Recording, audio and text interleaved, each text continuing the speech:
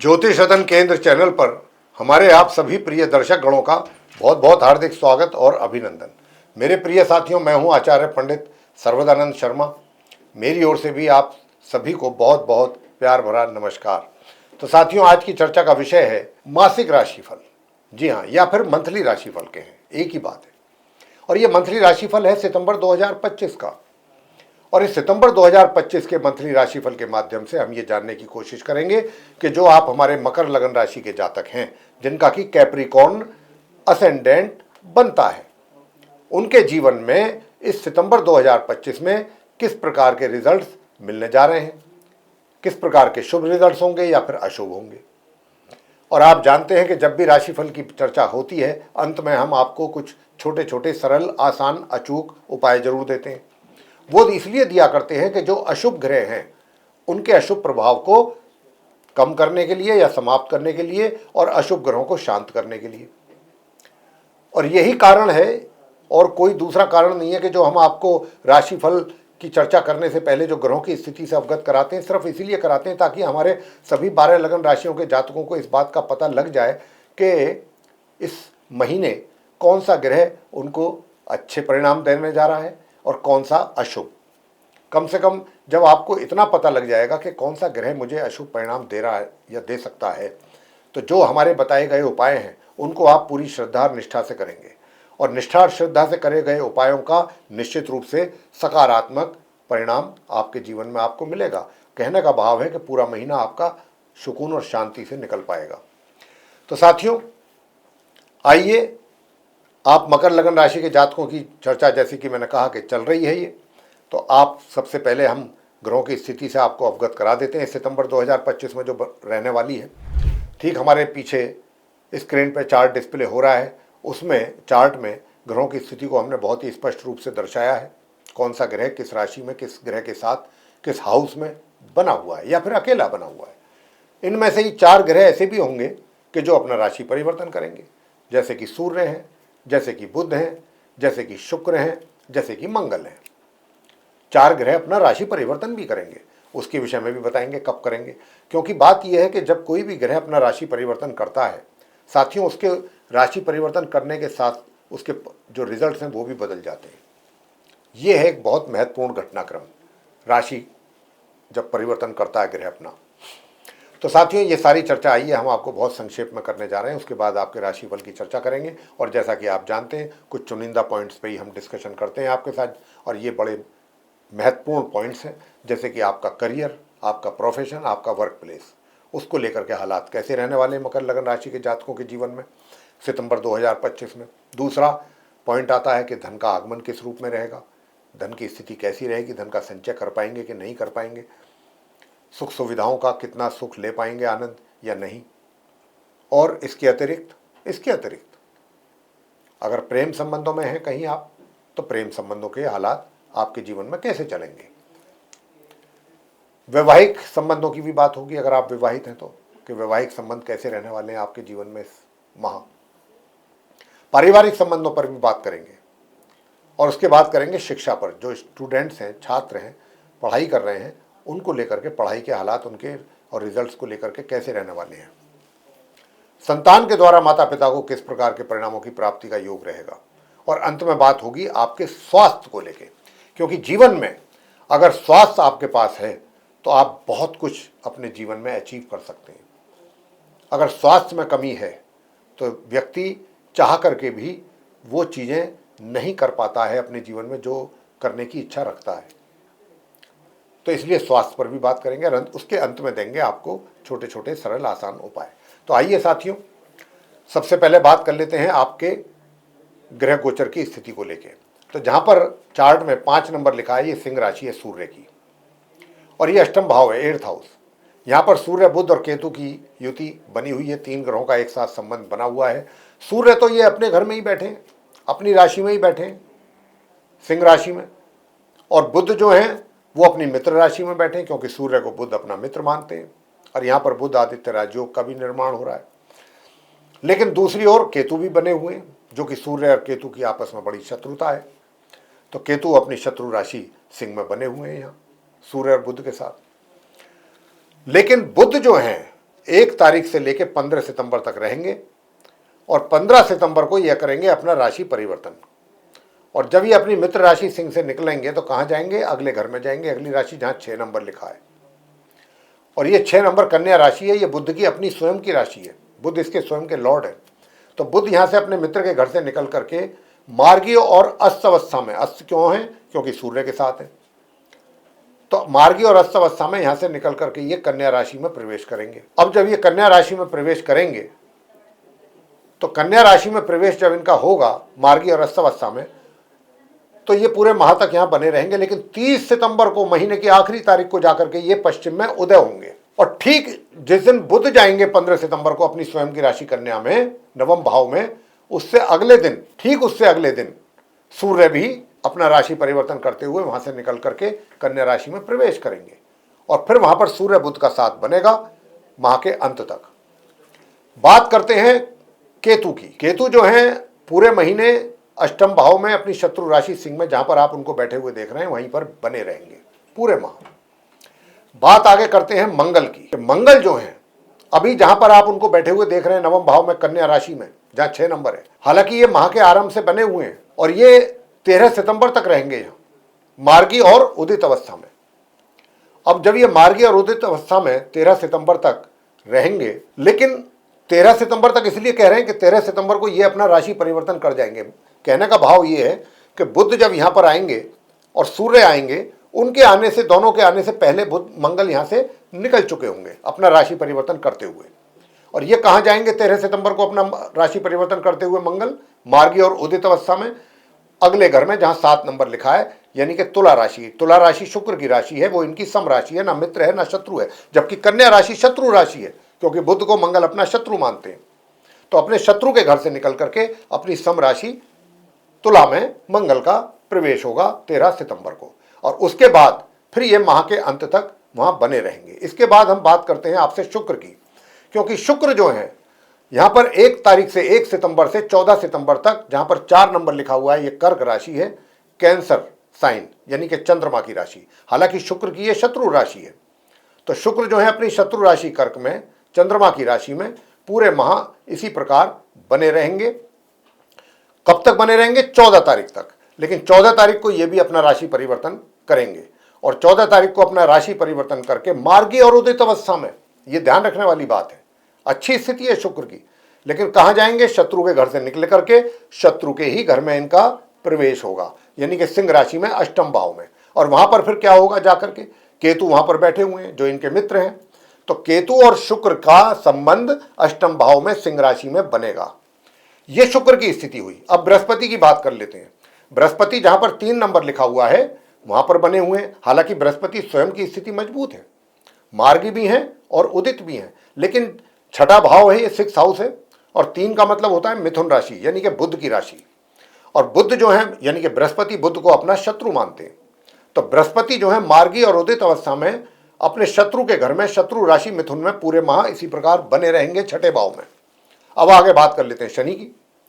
शनि जो है जहां पर 12 नंबर लिखा हुआ है, यह है मीन राशि, गुरु बृहस्पति की, और शनि की यह सम राशि है, ना ये शत्रु है ना मित्र राशि है, और 3rd हाउस है ये। तो 3य भाव में शनि मार्गी नहीं है, वक्री है, ये हम आपको बताना चाहेंगे। ये उदित तो हैं शनि, लेकिन वक्री भी हैं, ये उल्टी चाल चल रहे हैं और ये उल्टी चाल चलते रहेंगे पूरे महीने और इसी राशि में बने रहेंगे। और इसके बाद बात करते हैं हम राहु के विषय में। राहु जो है जहां पर 11 नंबर लिखा हुआ है, यह कुंभ राशि है और शनि की राशि है, और शनि के घर में राहु बने हुए। हालांकि ये उनकी मित्र राशि है, क्योंकि शनि उनके परम मित्र हैं, और राहु पूरे माह इसी प्रकार अपने कुंभ राशि में, 2nd हाउस है ये, 2य भाव, इसमें बने रहेंगे। तो साथियों, ये थी ग्रहों की स्थिति। इसके आधार पर ही जो रिजल्ट सब निकल करके आएंगे आप मकर लगन राशि के जातकों के लिए, हम उसके विषय में आपके साथ बात करेंगे और बताएंगे एक एक करके कि किस प्रकार के शुभ और अशुभ रिजल्ट्स आपके जीवन में आपको मिलने जा रहे हैं इस सितंबर 2025 में। तो अब आगे शुरुआत करते हैं। सबसे पहले हम आपके करियर के विषय में। करियर यानी कि आपका प्रोफेशन, आपका वर्क प्लेस, हालात कैसे रहेंगे आप मकर लगन राशि के जातकों के लिए इस सितंबर 2025 में। तो मैं आपको बताना चाहूँगा कि देखिए 1 तारीख से लेकर के और 13 यानी कि 14 सितंबर तक 14 दिन काफ़ी कुछ चीज़ें सही चलेंगी। और मैं ये भी कह सकता हूँ कि लगभग मध्यम और मध्यम से ऊपर जा करके आपको परिणामों की प्राप्ति के योग हैं अपने कार्य क्षेत्र में। ना तो बहुत ज़्यादा अच्छे परिणाम प्राप्त होंगे, ना ही ऐसे होंगे कि आपको बहुत परेशान करें वो रिजल्ट्स। तो आप एक तरीके से कुछ ना कुछ मात्रा में संतुष्ट तो जरूर रहेंगे कि चलो ठीक है, चल रहा है, सही ठीक चल रहा है चीज़ें। हाँ, मैं ये कह सकता हूँ कि आपको माह के मध्य के उपरांत और माह के अंत के बीच में जो ये ड्यूरेशन है, इसमें थोड़ा सा आपके लिए ये कहा जा सकता है कि अपने कार्यों को पूरा करने में थोड़ी समस्या आ सकती है, थोड़ी दिक्कतें आ सकती हैं। और अगर आप अपने कार्यों को थोड़ा सा कंसंट्रेशन के साथ ध्यान देंगे, गंभीरता से लेंगे, तो ये जरूर है कि थोड़ा रुकावटों के बाद या फिर थोड़ी सी समय लग जाए उन चीज़ों में, तो वो पूरे होंगे। ये स्थिति आपके वर्क प्लेस के कार्यों की रहने वाली है। और अगर हम ये कहें कि कोई उन्नति या पदोन्नति या सफलता प्राप्ति, तो अभी मकर लगन राशि के जातकों के लिए जैसा हमने कहा है कि इस सितंबर के महीने में इस प्रकार का तो कोई योग नहीं है उन्नति का, सफलता प्राप्ति का कोई विशेष योग।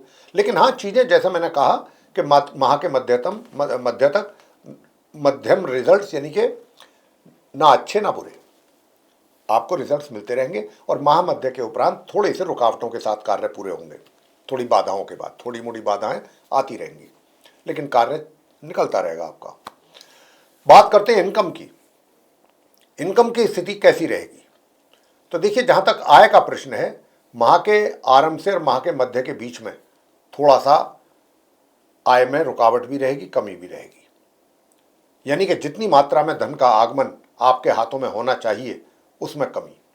और माह मध्य से इनकम तो थोड़ा आपको बढ़ेगी, उसमें तो वृद्धि होगी आगमन में, यानी कि जो रुकावटें हैं, बाधाएं हैं, वो थोड़ी दूर होंगी, यानी कि धन का आगमन आप सिलसिला जो है उसका शुरू होगा।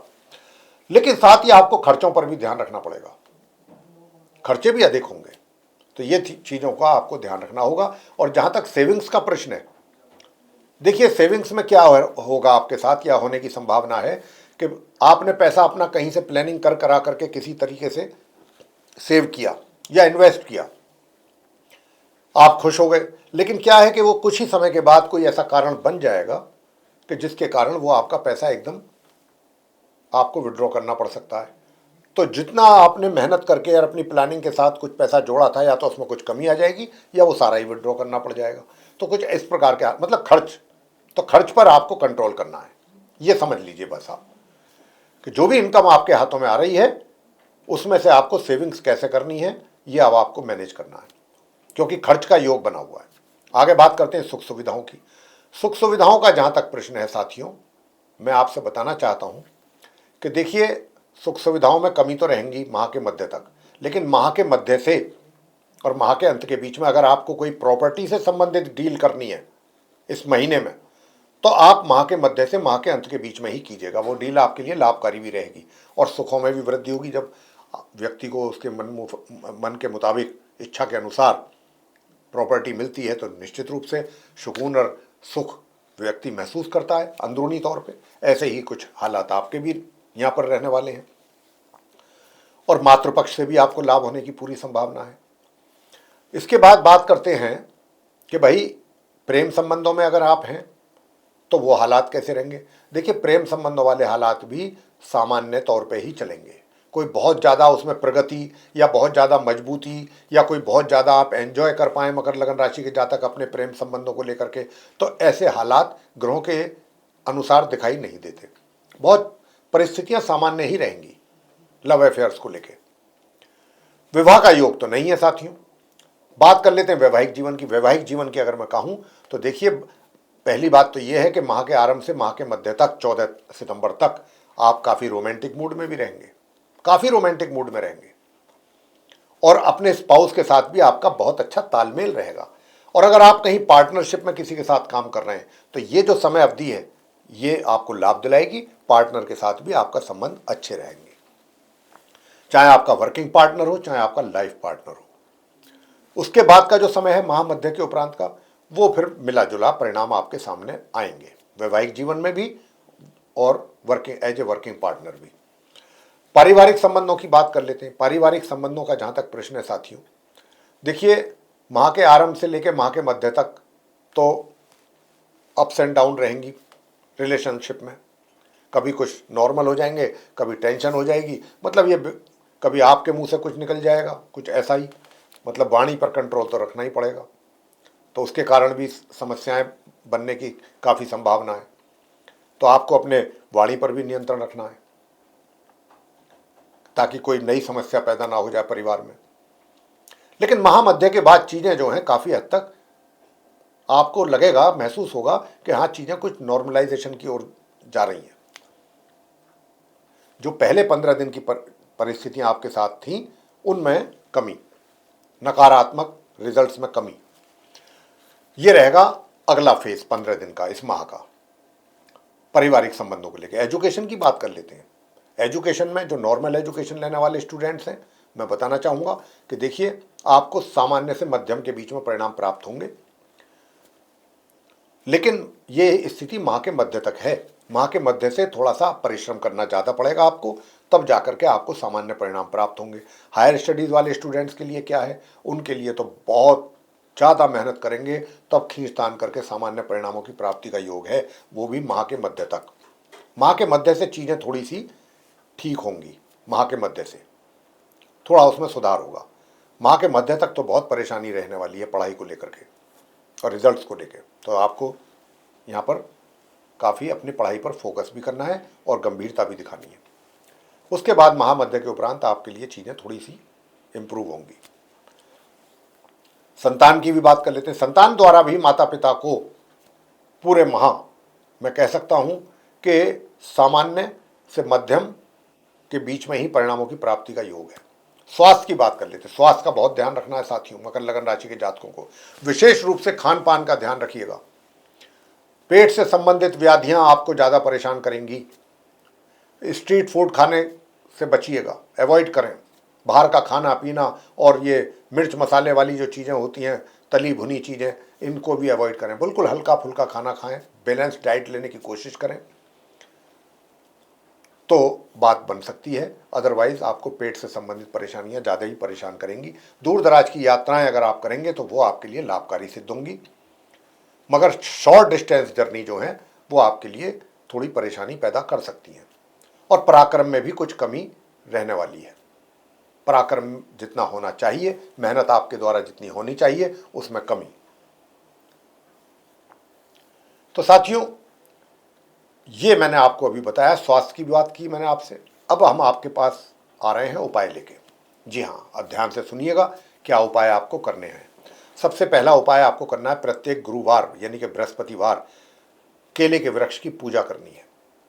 जी हाँ, केले के वृक्ष की पूजा करनी है। और महिलाएं हैं तो वहीं बैठ करके गुरु बृहस्पति की कथा करें, हल्दी से उनका टीका करें, गुड़ की डली से उनका भोग लगाएं, गुड़ की छोटी सी 1-2 पीले पुष्प उनके ऊपर चढ़ाएं, धूप अगरबत्ती करें या देसी घी का दीपक जलाएं।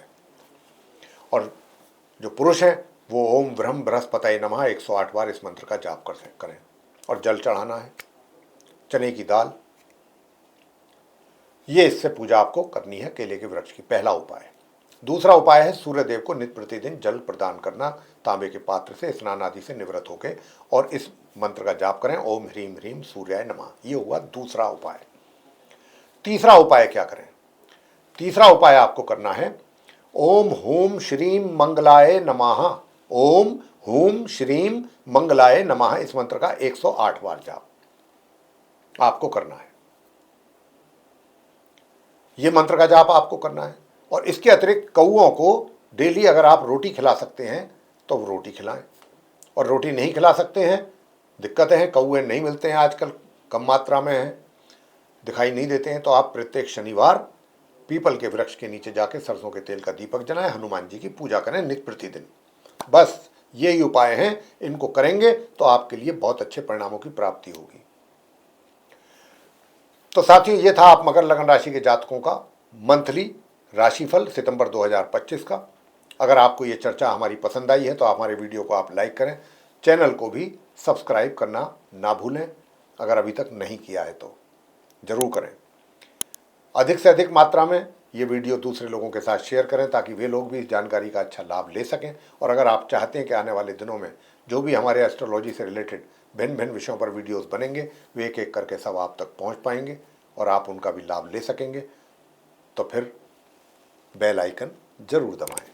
साथियों, इसी के साथ अब हम इस कार्यक्रम को यहाँ समाप्त करेंगे और अपने आप प्रिय दर्शक गणों से लेंगे इजाजत। आप सभी का सहृदय बहुत बहुत धन्यवाद। जय माता दी।